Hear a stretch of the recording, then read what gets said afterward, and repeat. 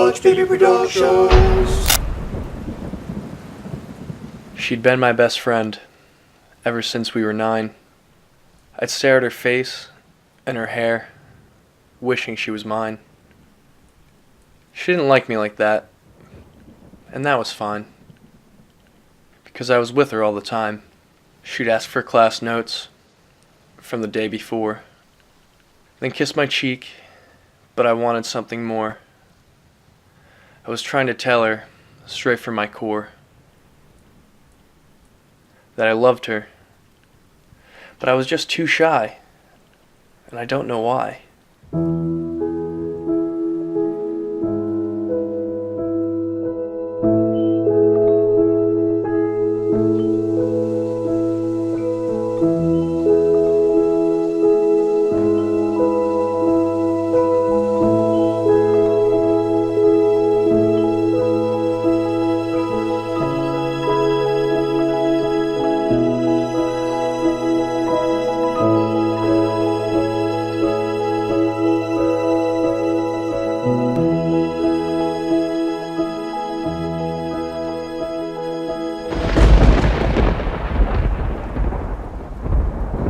She was a dancer, and one who was graceful and pretty. Her dream was to dance at Lincoln Center in the city. Dedicated and hardworking, she wanted to succeed, while I'd just sit around writing things that nobody'd ever read. The inlet at the shore was a favorite place to spend time together until the days came to end. I wanted to tell her there that she was more than just a friend, that I loved her, but I was just too shy again. So then it's late at night when my phone begins to ring. She'd call me and cry. She would tell me everything. She was down and feeling unadmired, but in a selfish way, I felt inspired, because when things went wrong, it was me she desired. I should have said the words, but I was just too shy and tired. And then there were the times I performed for her, but she never seemed impressed. But how can one expect her to? She had more talent than anyone else possessed. Flawless in her dancing, flawless in the way she dressed, flawless in her schoolwork, and I was so obsessed. A day passed, a month, and then a year. A diploma, a future, then a career. The plan was to tell her and keep her near, but I was late on the draw, and soon she disappeared. You may kiss the bride.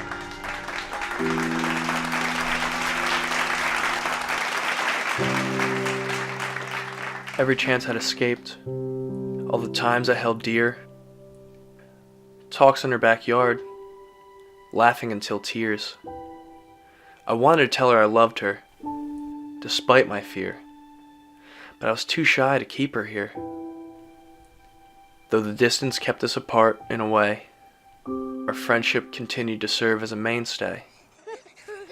Her husband was successful, white-collared by day. Hi, Mommy. I remained the struggling writer with too much to say. So many years later, I'd grown old and somewhat bitter, for I was a wasted soul, a lie, a quitter. And then one day, my phone rang. It was her husband on the line. The girl I'd loved for 60 years was gone at 69.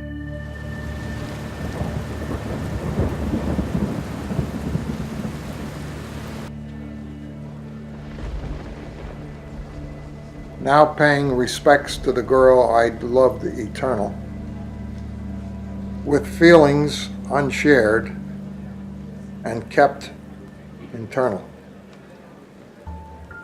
Until her husband offered me her high school journal.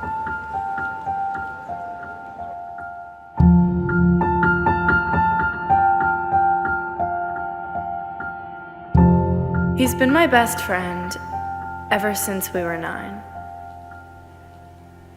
I stare at him every day, wishing he was mine.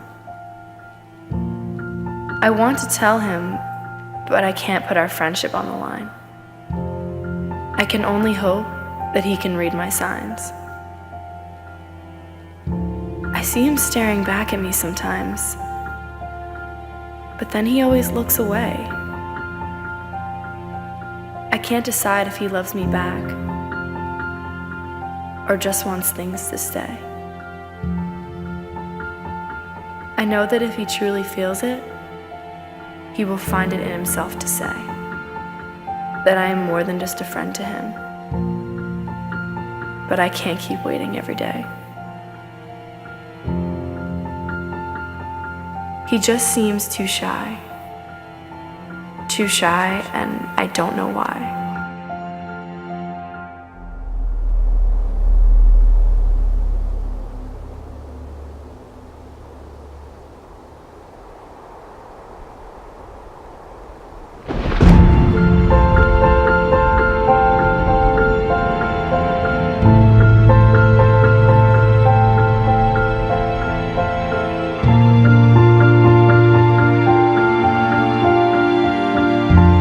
That's not how the story really ends.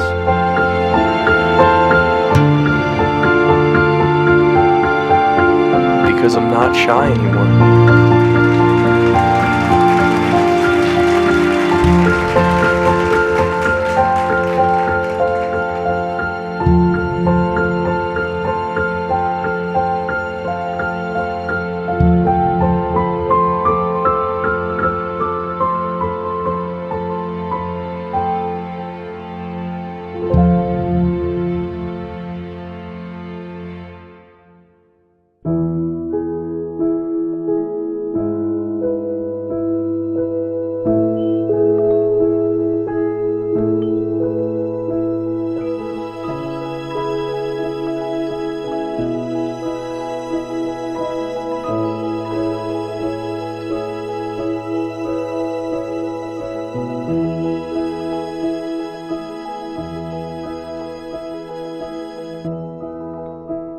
Hodge Baby Productions.